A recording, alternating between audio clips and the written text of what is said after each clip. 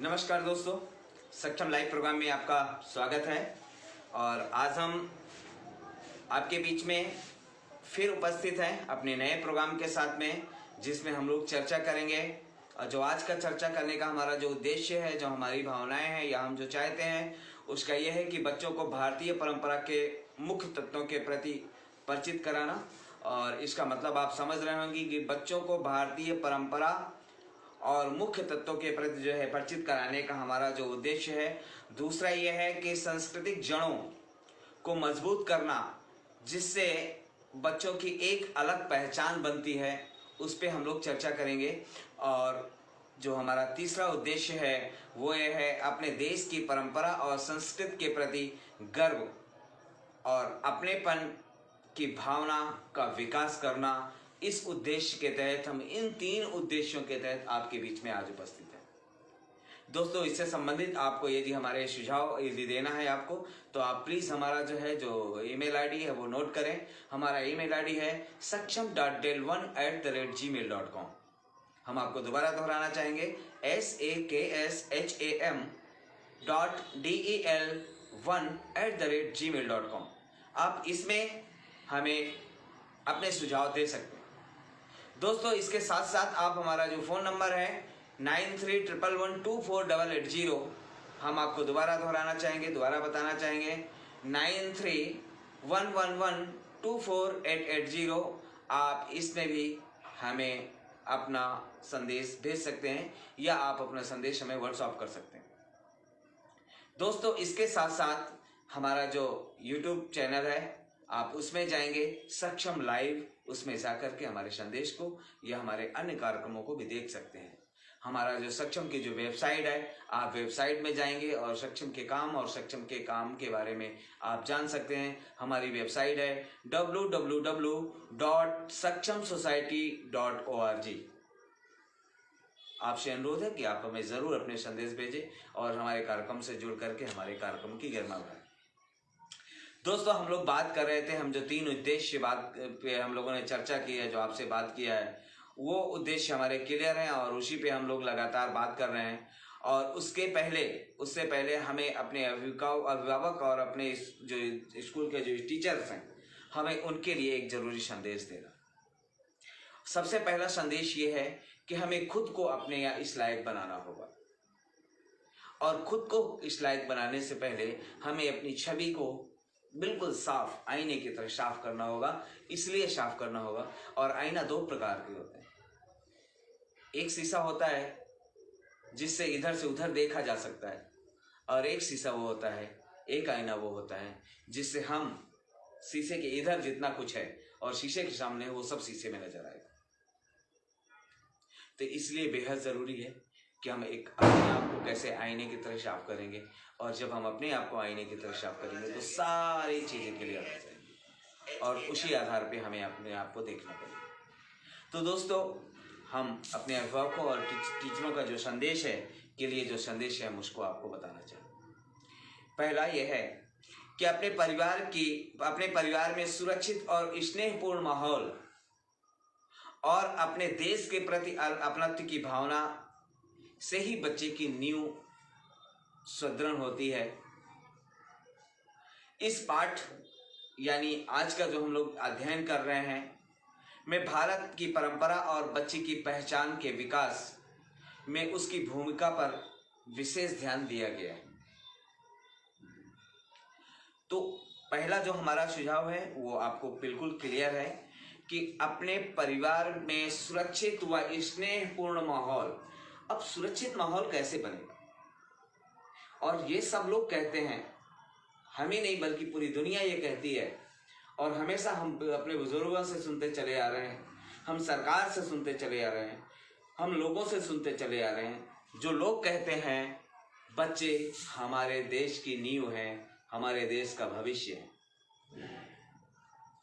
और जब वो कहते हैं कि बच्चे हमारे देश की नींव हैं, जब वो कहते हैं कि बच्चे हमारे देश का भविष्य हैं, इसका मतलब क्या है? और आप भी यही कहते हैं, आपके अपने बच्चे को भी यही शब्द बोलते हैं और यही चीज़ बताते हैं और कहते हैं कि हमारा उत्तराधिकारी है। इसका मतलब क्या है? यानी कि एक तरफ हमारे राजनेता हमारे युवाओं को, हमारे बच्चों को देश का भविष्य बताते हैं, एक तरफ हम अपने बच्चों को अपना उत्तराधिकारी बनाते हैं। अब आप ये बता सकते हैं, आप ये जान सकते हैं कि अपने उत्तराधिकारी को आप कैसा चाहते हैं,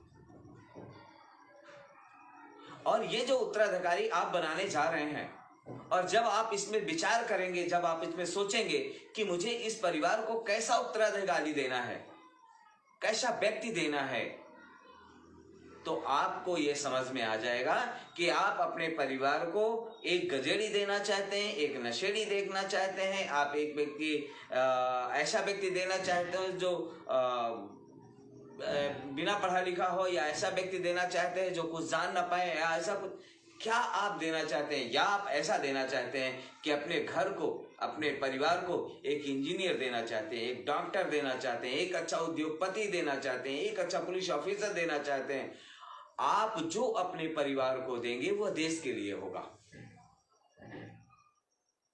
आप जो अपने परिवार को, जो अपने उत्तराधिकारी को तैयार करेंगे, जिस रूप में तैयार करेंगे, वह उत्तराधिकारी उस रूप में देश के लिए होगा, आपके उस समाज के लिए होगा, आपके ही परिवार के भविष्य के लिए होगा। तो आपको यह देखना पड़ेगा कि आप अपने स्कूल में कैसा बच्चा दे रहे हैं, बना रहे हैं, कैसे गढ़ रहे हैं।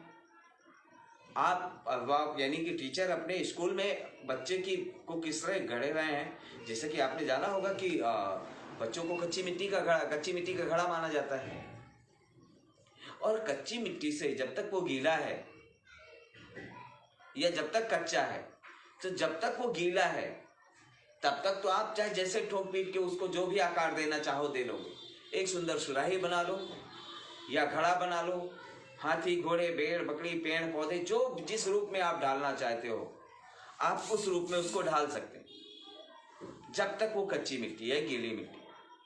वो सूख जाने के बाद, जब वो मिट्टी सूख जाएगी, यानी हल्का परिपक्व हो जाता है, यानी कि आप उस एज को मानेंगे जब वो 12 साल यानी 14 साल के ऊपर बच्चा निकल जाता है, 20-22 साल तक, तब वो कच्ची मिट्टी नहीं रहता, कच्ची मिट्टी का घड़ा बन जाता है।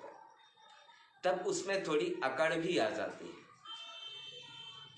आप उस मिट्टी को भिगो के पुनः उस घड़े को तोड़ के एक नया घड़ा बना सकते हैं, यानी वह नींव भी नई शुरुआत करने की होती है।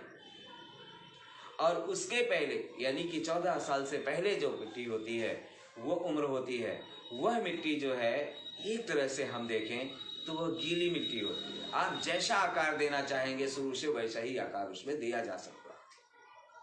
तो हम अपने परिवार को, हम अपने स्कूल को, हम अपने कॉलेज को, हम अपनी बगिया को, हम अपने घर के उस बगीचे को जहां आपके नन्हे मुन्ने फूल यानी बच्चे खेलते हैं, हंसते हैं, बोलते हैं, उस बगिया के उन फूलों को कैसा माहौल देना चाहेंगे, कैसा बना लेना चाहेंगे, वह आपको, यह पहला उद्देश्य जो हम आपको बता रहे हैं कि अपने परिवार में सुरक्षित और स्नेहपूर्ण माहौल आपको देना होगा। और अपने देश के प्रति अपनत्व की भावना से ही बच्चे की नींव सुदृढ़ होती है। यदि आप अपने बच्चे को अपने देश के प्रति अपनत्व की भावना पैदा करवाएंगे, एक ऐसा इंसान बनाएंगे जिसे खुद का आत्मबोध हो, जिसे हर चीज का आत्मबोध हो। अगर आप ऐसी नींव रखेंगे, अगर आप ऐसे चीजों को बोलेंगे, या अगर आप ऐसे काम को करेंगे, तो यह निश्चित है कि आपका जो बच्चा है वो राष्ट्र के प्रति, अपने देश के प्रति, अपने परिवार के प्रति, अपने लोगों के प्रति, अपने जो जिस माहौल में रह रहे हैं, जिस सोसाइटी में रह रहे हैं, उनके प्रति, सबके प्रति उसकी सोच अच्छी होगी, उसका व्यवहार अच्छा होगा, उसकी क्रियाएं अच्छी होंगी, उसकी कल्पनाएं अच्छी होंगी, और उससे एक अच्छे काम होंगे, और वह सारे काम देश के लिए हों। तो हम आपको यह बताने का प्रयास कर रहे हैं, या हम लोग प्रयास मैंने किया है कि आप कैसा अपने घर का दीपक कैसा चाहते हैं, कि वो एक कोने में टिमटिमाता रहे, या एक ऐसा दीपक चाहते हैं कि एक छोटी सी आंधी का या छोटी सी हवा का झोंका आए और वो बुझ जाए, या आप ऐसा दीपक बनाना चाहते हैं कि तूफान भी आ जाए फिर भी वह झुक तो सकता है, उसकी लौ थोड़ा झुक जरूर जाएगी लेकिन बुझेगी नहीं। और अगर ऐसा दीपक अगर आप बनाना चाहते हैं, अपने परिवार के उस बच्चे को ऐसा दीपक जलाना चाहते हैं, चाहे लड़की हो या लड़का जो भी हो, अगर आप ऐसी चीज़ ऐसी नींव रखना चाहते हैं तो आपको अपने परिवार में उसके जन्म के साथ ही स्नेहपूर्ण माहौल और सुरक्षित माहौल के साथ साथ उसके अंदर जो अपनत्व की जो भावना है वह जगाना होगा, और वह सारी चीज़ें आपके परिवार के लिए, आपके समाज के लिए, आपकी मानवता के लिए, राष्ट्र के लिए, हर चीज़ के लिए वो बिल्कुल सही होगी और सटीक हो। भारत की परंपरा बच्चे की पहचान, विकास में उसकी भूमिका पर विशेष ध्यान दिया गया है। यानी हमारी जो परंपराएं हैं, हमारी जो व्यवस्थाएं हैं, वह सारी व्यवस्थाएं पहचान से जुड़ी हुई। हमने अपने नाम से अपना काम पर अपना नाम कमाया है, हमने अपने काम से अपना नाम कमाया है। आने वाले समय में लोग काम से ही जानेंगे, और काम से जानना तब जाना जाएगा, वरना एक आपका बच्चा एक मोहल्ले का टिमटिमाता हुआ दीपक बन जाएगा बस। हम हर दिन सूर्य को देखते हैं, हम हर दिन चांद को देखते हैं, हम हर दिन तारों को देखते हैं। अब इसमें एक छोटा सा मजाक आपका ये भी हो सकता है कि दिल्ली में तो इतना पोल्यूशन है कि ना चांद नजर आता ना तो तारे नजर आते, तो आपका मजाक जायज है। लेकिन आप अपने बच्चे के भविष्य के बारे में देखना चाहते हैं कि हम हर दिन चांद को देखते हैं, हर दिन तारों को देखते हैं, हर दिन जो है हम सूर्य को देखते हैं। चांद तो महीने के 15 दिन देखने को नहीं मिलता, लेकिन बाकी दिन तो देखने को मिलता ही मिलता है। लेकिन सूरज तो रोज मिलता है, तारे तो रोज हमें नजर आते हैं। अब हम कैसा इनमें से अपने पुत्र को सूर्य जैसा बनाना चाहेंगे, चांद जैसा बनाना चाहेंगे, या फिर जाकर के तारों जैसा बनाना चाहेंगे, ये हमें आपकी हमारी क्रियाओं के ऊपर निर्भर करता है। और जो जैसा होगा वो वैसा ही दिखेगा। और तारों में भी ध्रुव तारा मेन है, कहीं ना कहीं काम चांद से ज़्यादा कम रोशनी नहीं होती। तो हमें कैसे तारे बनाना है या अपने बच्चे को कैसा दीपक बनाना है, उसके बारे में हमें देखना पड़ेगा। इसीलिए आज हम लोग ये पहला संदेश आपके बीच में रख रहे हैं और आपसे बातें कर रहे हैं। दोस्तों, हम इसी की दूसरी कड़ी पे जाएंगे। अभिभावकों के लिए दूसरा संदेश है। हम आपको फिर बताएंगे कि हम इसके बाद आपकी जो इससे जुड़ी हुई गतिविधियां हैं उन पे चर्चा करेंगे, बहुत सारी चीज़ों पे चर्चा करेंगे। परंतु आज का ये सब्जेक्ट आपके और हमारे लिए बेहद ज़रूरी है। और आज हम सिर्फ अभिभावकों और अध्यापकों के बारे में बात कर रहे हैं, उनकी रोल ऑफ रिस्पॉन्सिबिलिटी के बारे में हम बात कर रहे हैं। अब ऐसे देश में कुछ ऐसे टीचर हैं, आपने कुछ सारी वीडियोस देखे होंगे, कुछ ऐसे टीचर हैं जो घर में भी, स्कूल में भी शराब पी के जाते हैं। कुछ ऐसे टीचर भी हैं जो स्कूल के अंदर फर्स्ट क्लास अपनी साफी या टॉवेल बिछाएंगे और ताश खेलना चालू कर देंगे। कुछ तो इतना ही नहीं, कुछ तो ऐसे ऐसे टीचर आपको मिलेंगे जो मुंह से पान 1 मिनट के लिए हटता ही नहीं है। अब आप ही बताइए, आप अपने बच्चे के सामने सिगरेट हाथ में जला करके उसको आप संस्कार सिखाएंगे, ये आपको शोभा देगा? आप अपने बच्चे के सामने मुंह में पान भर के बार बार पिच पिच थूकेंगे और आप बच्चे को संस्कार सिखाएंगे कि बेटा अच्छे रास्ते पे चलो, गंदी चीजों का इस्तेमाल नहीं करना चाहिए, क्या ये संभव है?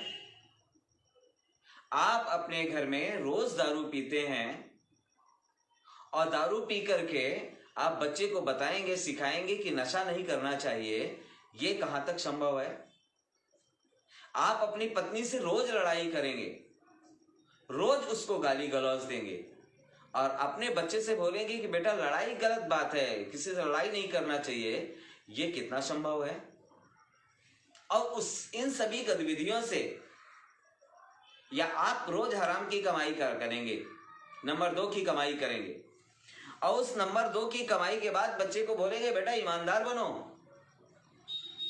और बच्चे को बता भी रहे हैं आप, तो आप बताइए अपने देश को, अपने परिवार को कैसा नागरिक आप दे रहे हैं? तो हमारी नागरिकता हमारे काम, हमारे आचरण, हमारे व्यवहार के ऊपर निर्भर करता है, जो हम लोग कर रहे हैं या करा रहे हैं। अगर आप अपनी कमाई का दशांश, जो हर किसी में, मुस्लिम में भी है, हिंदू में भी है, सिखों में भी है, ईसाइयों में भी है, अगर आप साल का दशांश भी अगर खर्च करेंगे गरीबों को सेवा के लिए, तो इस देश की गरीबी मिट जाएगी। एक एक बच्चा आपको गरीब नजर नहीं आएगा, फिर आपको सोचना पड़ेगा हम किसे डोनेशन दें। लेकिन खासकर हम अपना डोनेशन भी जहां जाता है तो ऐसी जगह में डोनेशन दे देते हैं, ऐसी जगह पैसा दान कर देते हैं जहां आधे से ज्यादा पैसा तो उन्हीं के मेंटेनेंस में खर्च हो जाता है, गरीबों तक पहुंचता ही नहीं। और गरीबों तक पहुंचाने के लिए हमें एक्चुअल जमीन में पैसे लगाने पड़ेंगे। तभी हम बार बार कह रहे हैं कि आप एक टीचर हैं, आप एक अच्छे अभिभावक हैं, तो सबसे पहले टीचर की रोल ऑफ रिस्पॉन्सिबिलिटी और अभिभावक का रोल ऑफ रिस्पॉन्सिबिलिटी, दोनों के बारे में हमें विचार करना पड़ेगा। तभी आज ये बात करने को हम मजबूर हैं आपके सामने, या इस बात को हम लोग आपके सामने रखने को मजबूर हैं कि हमें क्या करना होगा और कैसे करना होगा, किन चीजों का ध्यान करना पड़ेगा। तो चाहे वो स्कूल हो, चाहे परिवार हो, वहां हमें स्नेहपूर्ण माहौल बनाना होगा, हमें सुरक्षित माहौल बनाना होगा, और ऐसे बच्चे तैयार करने होंगे, ऐसे बच्चों को हमें ऐसी चीजों को बताना होगा कि जहां पर राष्ट्र के प्रति अपनत्व की भावना होती हो, जहां लोगों के प्रति अपनत्व की भावना होती हो, जहां एकता की भावना पैदा होती है, जहां से एक समाज, अच्छे समाज का निर्माण होता है, वहां पर अगर आप कांटे बोएंगे किसी पड़ोस के घर में, मैं उन टीचरों से और उन अभिभावकों को संदेश है मेरा, खासकर टीचरों के लिए, कि आप उन बच्चों को ऐसा बनाएंगे कि वो किसी लायक न रहें, तो क्या सोचते हैं आपका बच्चा लायक बन जाएगा? एक्चुअल आपके बच्चे को भी उसी समाज का हिस्सा बनना, अपने बच्चे को भी उसी समाज का हिस्सा समझो। तभी हम कह रहे हैं कि अगर आप उसका समाज का हिस्सा समझेंगे, उसी समाज के अनुरूप आप करेंगे, तो आपको निश्चित उसका फायदा मिलेगा और मिलके रहेगा। तो हमें उचित एक ऐसा माहौल हमें बनाना होगा और बच्चों को इस बात का आत्मबोध कराना होगा कि आपकी पहचान ही राष्ट्र की पहचान है। इसलिए हमें ऐसे काम करने पड़ेंगे जहां से हमारी पहचान अव्वल होती है, ना कि हम ऐसे काम करें जिससे हमारे परिवार का, हमारे माता पिता का, हमारे भाई बहनों का, हमारे जानने वालों का सब झुक जाए। और जिस दिन आपने बच्चों को, परिवार, अभिभावक अपने बच्चों को और टीचर्स स्कूल में इस भावना का बोध करा दिए गए या इस भावना का बोध पैदा करना चालू कर दिया, उस दिन एक अच्छे समाज की कल्पना की जा सकती है और निश्चित है कि उस दिन से देश एक नई दिशा की ओर चल पड़ेगा। इसलिए मैं अपने सभी गुरुओं से निवेदन करता हूँ, आचार्यों से निवेदन करता हूँ, साथ ही माता पिता से निवेदन करता हूँ कि आप अपने बच्चे को इस रूप में, इस दिशा पे मोड़ने का काम चालू कर दें। अगर आप अपने बच्चे को अच्छा एक नई नींव देना चाहते हैं, एक अच्छी नींव देना चाहते हैं, उस दिशा पे अगर आप कुछ करना चाहते हैं, दोस्तों शिक्षा हम दूसरी कड़ी की ओर चल रहे हैं। हम अपनी संस्कृति और परंपरा में छुपे गहरे अर्थ को समझेंगे या समझे बिना परंपरा का अर्थ केवल दिखाई देने वाले प्रतीकों और रीति रिवाजों को ही मान लेते हैं। हम बहुत बार यह भी नहीं जानते या जान पाते कि हमारे संपूर्ण व्यक्तित्व के विकास में किस प्रकार सहायक है।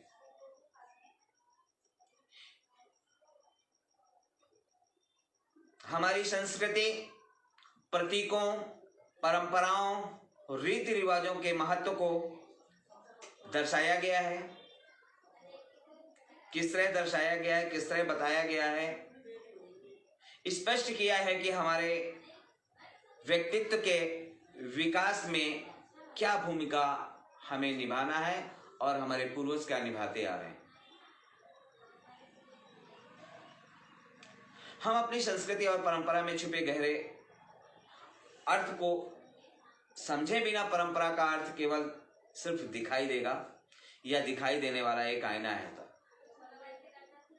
इसलिए हमें अपनी संस्कृति, जो हमारी विरासत है, हमारी संस्कृति है, हमारी जो परंपराएं हैं, हम उसको अनछुआ न करें, क्योंकि वो सिर्फ हमें जीवन नहीं दे रही हैं, यह सिर्फ हमारे लिए नहीं बनाई गई हैं, बल्कि सृष्टि निर्माण के लिए बनाई गई। प्रकृति की रक्षा, हमारे जितने भी त्योहार हैं, अभी आप छठ पूजा आज ही समाप्त हुआ है। सूर्य उदय होने के बाद, पूजा के बाद, अर्घ देने के बाद आज से छठ पूजा समाप्त हुई। और ये छठ पूजा करने का मतलब क्या नदियों को गंदा करना था या नदियों को साफ करना था? सच तो यह है कि इसके पीछे यह रीजन था कि आपके आस पड़ोस में जो भी नदियां हैं उसको पूर्ण रूप से साफ करके, साफ सफाई करके एक अच्छा सा घाट बना करके उसको पूजा जाए। इससे स्वच्छ जल बहेगा और बनेगा। लेकिन हमने किया क्या? हम छठ पूजा में ही खुद गए, नदी में ही अपने सारे फल फ्रूट लेकर के बोल दिए, और हम बल्कि उस घाट को जहां साफ करना चाहिए, क्योंकि हर घाट की सफाई हो जाए तो नदियां अपने आप साफ हो जाएगी। क्योंकि जितना भी कूड़ा करकट होता है वो बीच नदी में नहीं होता, किनारे किनारे ही होता है। और छठ पूजा कहाँ होती है? बीच नदी में खड़े होकर नहीं होती, किनारे से ही होती है। तो अब परंपराएं चेंज हुई, बल्कि परंपराएं नहीं चेंज हुई, परंपराएं वही हैं, एक्चुअल हम चेंज हुए हैं। क्योंकि हमने सफाई की तरह जगह हमने वहां गंदगी, यानी पूजा का अपना जो है, पूजा को एक ऐसा माध्यम बना लिया है कि पूजा से भगवान मिल जाएगा। सच तो यह है कि पूजा से भगवान नहीं मिलता, बल्कि एक अच्छी पूजा करने से हमें एक ऐसा माहौल मिलता है, एक ऐसा पर्यावरण मिलता है, एक ऐसा ऐसी यानी कि ऊर्जा वहां से मिलती है जिससे कि हमारा जीवन लंबा हो जाता है और हमारे आने वाले पीढ़ी भी उससे प्रभावित होती है। या प्रकृति को बहुत फायदा होता है, इसलिए हमें इसकी साफ सफाई के साथ में करना चाहिए। तो अभी हम लोग कह रहे हैं कि हमारे जो भी पर्व हैं, जो भी त्योहारें हैं, उनका जो उनके पीछे जो गहरा अर्थ है, उनका उस अर्थ को समझना, उस अर्थ को जानना, उसको एक दूसरे को बताना बेहद जरूरी है। किसको पता है रामायण के बारे में? जितना आपने टीवी सीरियल में देख लिया उतना ही ना। अब उन्होंने क्या दिखा दिया, आपको क्या पता? इसके लिए आपको उठा के पढ़ना होगा। ऋग्वेद, अथर्ववेद, सामवेद, जितने भी ये वेद हैं, चारों महापुराण हैं, इन पुराणों को तो शायद किसी ने देखा हो। क्या उनको पढ़ने का ठीका सिर्फ और सिर्फ ऋषि मुनियों ने लिया है? हम उसको नहीं पढ़ सकते क्या? हम उसको देख नहीं सकते क्या? अपने देश की 80% आबादी के पास ये चीजें मिलेंगी भी नहीं। तो हम अपनी जो परंपराएं हैं, हमारी जो रीत रिवाज हैं, हमारी जो संस्कृतियां हैं, वो बदलती चली जा रही हैं। उसके पीछे का रीजन ये है कि हमारे पूर्वज ही नहीं, बल्कि हम लोग भी अपने बच्चों को या अपने घर में हमारी जो संतानें उनको इस बारे में बताते नहीं है, और बताने का अर्थ भी नहीं है। बल्कि पानी को अजीब हाल है, मैंने कई लोगों को सूर्य का स्नान कराते हुए देखा है, आज भी देखा है। हमने कई लोगों को चंद्र स्नान भी कराते हुए देखा। अब जरा आप ही सोचिए, किसी के पैरों को नहलाया जाता है, आप पैरों में नहाते हैं या सर से नहाते हैं? निश्चित है कि आप पैर से नहाते हैं, नहीं ना? सर से पानी डालते हैं, पैर धोते हैं, पहले पैर धुला, हाथ धुला, इसके बाद पानी सर पे जाता है। आप सूर्य को भी अगर पानी देते हैं तो मैंने देखा है कि कमर के नीचे लोटा है और यूं जल में ही जल को गिरा रहे हैं या जमीन में जल को गिरा रहे हैं और सूर्य की तरफ देख रहे हैं। एक्चुअली ये सूर्य स्नान है ही नहीं। आपको सूर्य स्नान करना है तो आपको अपने लोटे को उठा करके अपने सर के सूर्य के समानांतर लेके आना होगा और वहां से अपने जल को वहां से गिराना होगा, ताकि वो जल जो जमीन में गिरेगा या पानी में गिरेगा तो उसकी जो ऊर्जा है, उसकी जो किरणें हैं वो आपके शरीर से टकराएंगी और उसका बेनिफिट आपको मिलेगा। लेकिन हम करते क्या है, हम तो सीधे यूं डाल दिया, इससे भगवान खुश होने वाले नहीं है भाई। तो हमारी जो संस्कृति है, हमारी जो परंपराएं हैं वो धीरे धीरे खत्म होती जा रही हैं, उसको हमें पुनः जीवित करना होगा। हम अपने बच्चों को उसके बारे में बताएं, यानी अपनी संस्कृति, अपनी परंपराएं में जो उसके जो गहरे अर्थ छिपे हुए हैं हमें उसको समझाना होगा। परंपरा का अर्थ केवल दिखाई देने वाले प्रतीकों, रीति रिवाजों को ही मान लेते हैं, यह बहुत गलत है। बल्कि हमें नियमित रूप से अपनाना होगा, नियमित रूप से जानना होगा। अगर हम अपने बच्चे को एक अच्छा बच्चा, यानी अपने कुल के दीपक को एक अच्छा दीपक बनाना चाहते हैं या अच्छा व्यक्ति बनाना चाहते हैं, हम बहुत बार यह भी जान पाते हैं कि हमारे संपूर्ण व्यक्ति के विकास में किस प्रकार सहायक हैं, ये हम जानना चाहते हैं। लेकिन बच्चे जानना चाहते हैं, बच्चे तो पूछते हैं, कई बार पूछते हैं। मुझे याद है मैंने कहानी एक पढ़ी थी और कि बच्चा जो है ट्रेन में, माता पिता जा रहे थे और बच्चा बगल में बैठा है और बार बार अपने बाप से पूछ रहा था कि बेटा, पापा देखो धरती कितनी भाग रही है, तेजी से भाग रही है। अब धरती भाग रही है कि जंगल भाग रहे हैं, बच्चे को क्या पता। एक्चुअल बच्चे को कुछ पता नहीं था। बच्चे को नहीं पता कि हमारी ट्रेन चल रही है, इतनी तेज चल रही है कि हमें ऐसा लग रहा है कि पीछे जो हमारा छूटता जा रहा है वह अपने जगह पे खड़ा है, लेकिन चल तो हमारी ट्रेन रही है। इसी तरह बच्चों के बहुत सारे सवाल होते हैं और बच्चों के बहुत सारे सवाल का जवाब हम नहीं दे पाते, इसलिए कि हमें पता नहीं होता। इसलिए दोस्तों कि हमें अपने प्रतीकों को, हमें सिर्फ प्रतीकों में नहीं बैठालना है, यानी घर में सिर्फ भगवान की मूर्ति बैठाल के, घर में अल्लाह की कैलेंडर टांग करके या आपका यीशु का फोटो टांग करके आप पूरे परिवार को सही नहीं बना सकते हैं। आपको इसके लिए एक अपने बच्चों में भी उस तरह की चीज़ों को बांटना होगा और रखना होगा, तब आप घर का एक अच्छा दीपक आप बना पाएंगे। आप उन अपनी संस्कृत जो प्रतीक हैं उन प्रतीकों सिर्फ प्रतीक न रह जाएं, परंपराएं सिर्फ परंपराएं न रह जाएं, रीति रिवाज सिर्फ रीति रिवाज न रह जाएं, बल्कि उसके महत्व को हमें समझाना होगा, बताना होगा।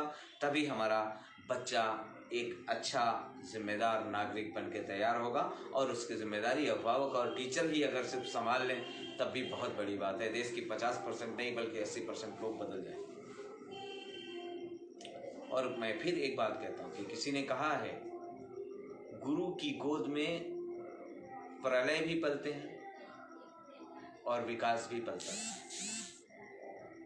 और गुरु, पहला गुरु माता पिता माने गए हैं, दूसरा गुरु हमारे गुरु जो शिक्षक होते हैं वो माने गए हैं।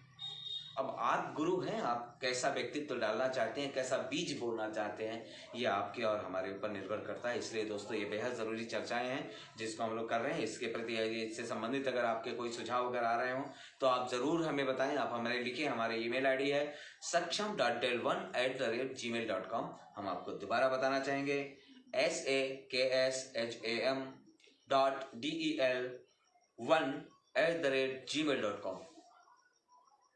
आप हमारा जो व्हाट्सएप नंबर है आप उसे नोट करें और हमें व्हाट्सएप भी कर सकते हैं 9311124880। आप इसमें हमें व्हाट्सएप भी कर सकते हैं। हमारी परंपरा के एक और महत्वपूर्ण तथ्य पर प्रकाश डालना बेहद जरूरी है। वैज्ञानिक के या हम लोग कहेंगे कि विज्ञान के क्षेत्र में भारत का क्या योगदान है, हमें इसको भी अपने बच्चों को बताना पड़ेगा। यदि एक ऐसा जो देश के प्रति जिसकी अच्छी श्रद्धा होती है, ईमानदार होती है, देशभक्त जिसे कहते हैं, देशभक्ति का नारा लगाने से देशभक्ति नहीं होती। देशभक्ति तो वो भी करते हैं जो सिर्फ घर पे सोते रहते हैं। हमें देखना होगा। हम लोग कहते हैं देश ने हमें क्या किया, बहुत सारे तो मैंने बच्चों को मानो से सुना है, अपने माता और पिता को बच्चे बोलते हैं तुमने मेरे लिए क्या किया है, तुमने मुझे क्या दिया है। इतना बड़ा जीवन देने के बावजूद भी वो बच्चा अपनी माँ से पूछता है, माँ को बोलता है, अपने बाप को बोलता है कि तुमने मेरे लिए क्या किया है या मुझे क्या दिया है। इससे पहले हमें यह सोचना चाहिए कि हमने माता पिता को क्या दिया है। अगर ये बात अगर हम पूछें, जैसे एक गाना है आपने सुना होगा, हम न पूछे किया क्या है अर्पण। तो सच यही है कि हमने क्या किया है, हमें ये देखना है। अगले व्यक्ति को ये नहीं देखना कि हमने क्या दिया है। आपको कितनी फीस मिल रही है, आप उससे लेना देना नहीं है। आपके लिए कितना बच्चा आपके लिए एक साथ कुछ कर रहा है, आपसे लेना देना नहीं है। हमें तो सिर्फ ये देना है कि हमने क्या बच्चे को दिया है। अब जो हम देंगे वही तो हम काटेंगे। इसलिए बेहद ज़रूरी है कि हम ऐसी चीज़ों को बच्चों के प्रति या अपनी भावनाओं को या बच्चों को इस दिशा पे मोड़ते रहें। शायद तभी हमारा जीवन सफल हो जाएगा।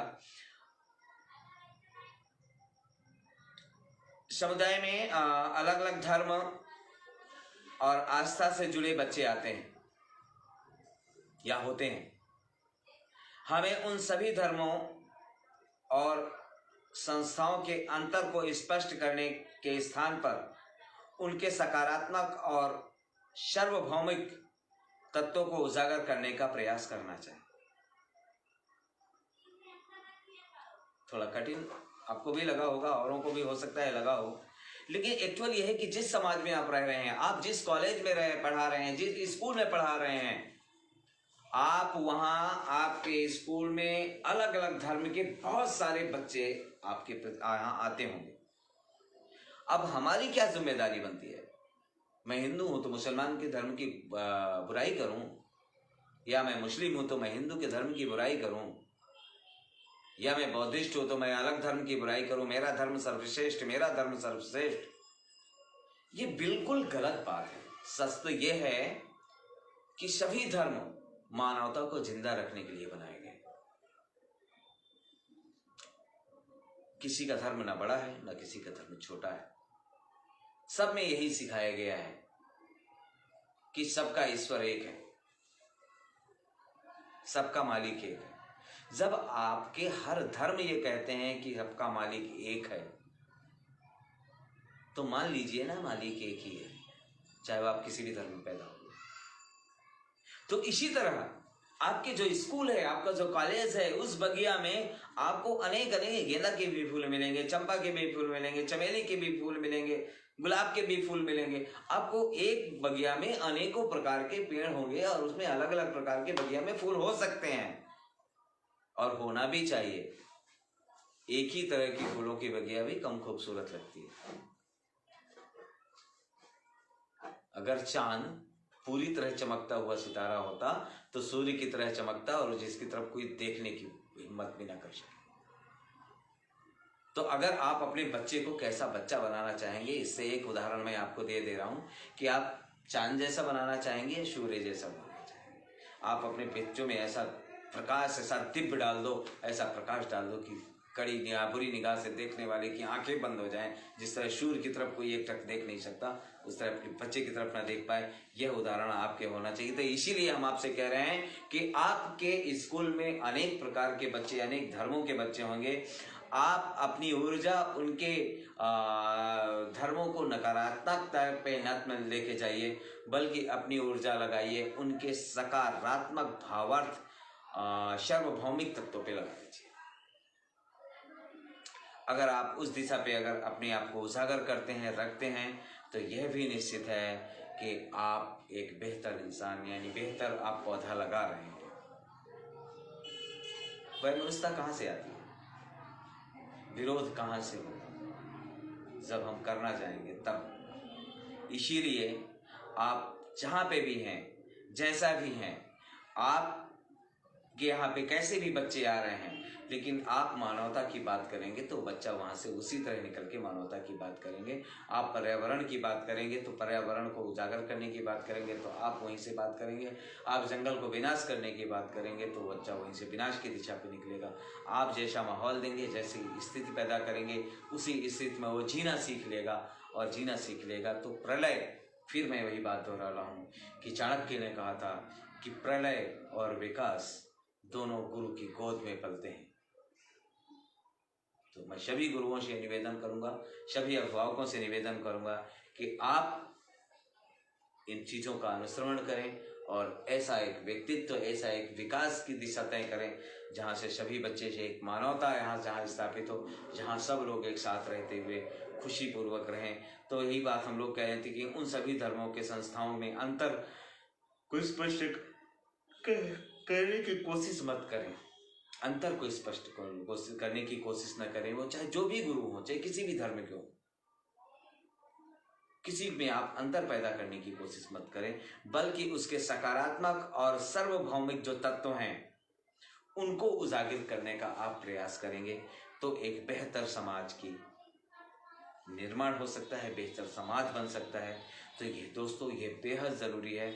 आज हम लोगों ने अभिभावकों के लिए ये बात की है, अभिभावकों के बारे में हम लोगों ने बताया है, और हम अब अगली बार फिर हम आपकी जो हमारी जो परंपराएं हैं हम उससे जुड़ा बात करेंगे। हमारे जो अतिरिक्त जो गतिविधियां हैं हम उस पर भी अगली बार बात करेंगे और आपको बताएंगे कि हमें किस तरह की अतिरिक्त गतिविधियों को हमें देखना है, जानना है और लेके चलना है। साथ ही आप हमें अपने सुझाव हमारे ईमेल आईडी पे ज़रूर हमें लिखें। हमारा जो सुझाव है, हमारी जो ईमेल आईडी है saksham.del1@gmail.com। आप इसमें हमें अपना मेल कर सकते हैं। हमारा जो व्हाट्सअप नंबर है 9311124880। मैं दोबारा रिपीट कर रहा हूँ 9311124880। आप हमें इसमें इस नंबर पे हमें आप व्हाट्सअप भी कर सकते हैं। आप सब कुछ जानें, लेकिन सक्षम की वेबसाइट को जरूर देखें। सक्षम की वेबसाइट है www.sakshamsociety.org।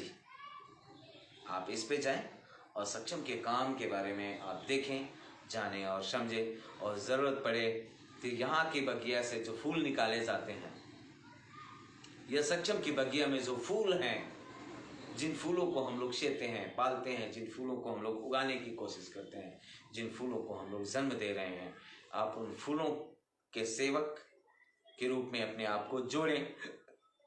हम किस तरह के फूल उगा रहे हैं, कैसे बच्चे पैदा कर रहे हैं, कैसे बच्चे हम यहाँ से दे रहे हैं, बना के दे रहे हैं, वो आप देखेंगे तो आपको अत्यंत खुशी होगी कि जिन बच्चों के घर में खाना नहीं है वह बच्चे भी एक ऊंची सोच रखता है या अगले अपने भविष्य को उजागर करने की कोशिश करता है, और करता ही नहीं बल्कि करके दिखाया है। हमारे यहाँ से बच्चे अच्छे प्लेयर बन के निकल रहे हैं। राष्ट्रीय नेशनल और अंतर्राष्ट्रीय खेल खेल रहे हैं। हमारे यहाँ से बच्चे अच्छे धावक बन रहे हैं, अच्छे बैडमिंटन चैंपियनशिप के उसमें भाग ले रहे हैं, अच्छे पढ़ने लिखने वाले अच्छे स्टूडेंट बन रहे हैं। हमारे यहाँ के बच्चे एक अच्छे संगीतकार भी बन रहे हैं, और हमारे यहाँ के बच्चे अच्छे समाजसेवी भी बन करके निकल रहे हैं, अच्छे इंजीनियर टाइप बन के निकल रहे हैं, कंप्यूटर के क्षेत्र में अच्छा काम कर रहे हैं। यह सारे काम रचनात्मक काम हैं, लेकिन इस दिशा में काम हमारा चल रहा है। आप इसको जान सकते हैं, समझ सकते हैं, देख सकते हैं, क्योंकि आपका आईना, आप हमारा जो आईना होगा, हमारा जो दर्पण होगा, वो आपकी दिल निगाहें होंगी। आप जैसा संदेश हमें देंगे उस आधार पे हम लोग देखेंगे, और उसी का एक जीता जागता उदाहरण है ये लाइव शो, सक्षम लाइव शो। सक्षम लाइव शो एक ऐसा शो है जो बिना किसी पैसे के, और बहुत सारे लोग, 4 से 5 लोग ऐसे हैं जो पूरा दिन इस कार्यक्रम को देते हैं, इस कार्यक्रम को तैयार करने को देते हैं। 1 रुपया भी कहीं से किसी भी प्रकार का अंशदान भी नहीं दिया जा रहा है, मिल भी नहीं रहा है। हम चाहेंगे कि आप हमारे सहयोगी बने ताकि हम इनके लिए थोड़ा सा प्रयास कर सकें और इस लाइव शो को एक ऐसा नेशनल लाइव शो बनाएं जहां पर सिर्फ और सिर्फ बाल हित में सभी कार्यक्रम होते रहें। और अभी भी हम लोग बाल हित में ही सारे कार्यक्रम कर रहे हैं, क्योंकि हम जानते हैं कि अगर हमारी नींव मजबूत है, अगर हमारा नींव में सही ढंग से अगर उसको बनाया गया है तो मीनार उससे कहीं ज्यादा खूबसूरत होगी। इसलिए हम नींव पे ध्यान दे रहे हैं, हम उस नींव पे ध्यान दे रहे हैं जिस पे ना तो सरकार ध्यान दे रही है, न ही लोग ध्यान दे रहे हैं, और सबसे बड़ी बात यह है कि अभिभावक भी नहीं ध्यान दे रहे हैं। तो उस नींव को मजबूत करना, इस नींव के लिए लोगों की संवेदना जगाना, लोगों की संवेदनशीलता को जगाना, उस नींव के लिए लोगों को काम करना या उस नींव के लिए सरकार को सचेत करना, इस तरह के सभी काम हम लोग कर रहे हैं। और इस काम के हम चाहेंगे कि आप पार्ट बने, आप साथी बने, आप सहयोगी बने। इसीलिए हम आपसे बार बार अनुरोध करते रहते हैं, इसीलिए हम बार बार आपसे निवेदन करते हैं कि आप सक्षम के बारे में जानें और आप इस कार्यक्रम के माध्यम से सक्षम में जुड़ाव करें। आपका जुड़ाव हमारे लिए एक बहुत बड़ा आशीर्वाद होगा, आपका स्नेह, आपका मार्गदर्शन हमारे लिए एक आशीर्वाद होगा। और शायद हम आपका मार्गदर्शन, आपका सहयोग अगर हमें मिल जाए तो हम इस कार्यक्रम को बहुत बड़ा कार्यक्रम बना सकते हैं और बहुत बेहतर कार्यक्रम बना सकते हैं। और इसके लिए हमें उसी दिशा में काम करना होगा, उसी तरह हमें अपने प्रयासों को तेज करना पड़ेगा। तो दोस्तों, आप इसके लिए हमें ईमेल करें। आप इसके लिए हमारा यूट्यूब चैनल है, आप उसमें जाएं, सक्षम लाइव, यूट्यूब में जाएं, सक्षम लाइव को सर्च करें, सक्षम लाइव मिलेगा। आप उसको लाइक करें, सब्सक्राइब करें, साथ ही जो है बेल आइकॉन बटन दबाएं और हमारे इस कार्यक्रम के पहले दर्शक बने, क्योंकि हर दिन एक नया वीडियो आपके बीच में उसमें डाला जाता है। और बहुत जल्दी हम कोशिश कर रहे हैं कि सक्षम फेसबुक लाइव से हम सक्षम यूट्यूब लाइव में हम लोग प्रवेश करने की दिशा में काम कर रहे हैं। 1 सप्ताह के अंदर कोशिश करेंगे कि यह काम हमारा पूरा हो जाएगा और फेसबुक से यूट्यूब लाइव की तरफ हम लोग अग्रसर हो जाएंगे। और इसके लिए आपका आशीर्वाद, आपकी प्रेरणा, आपका सुझाव, आपका जुड़ाव हमारे लिए संजीवनी होगा। इसी के साथ आज इस कार्यक्रम से हम विदा लेते हैं। कल शाम 7 बजे पुनः आपके बीच में एक नए कार्यक्रम के साथ आपके बीच में उपस्थित होंगे। तब तक के लिए बहुत बहुत धन्यवाद।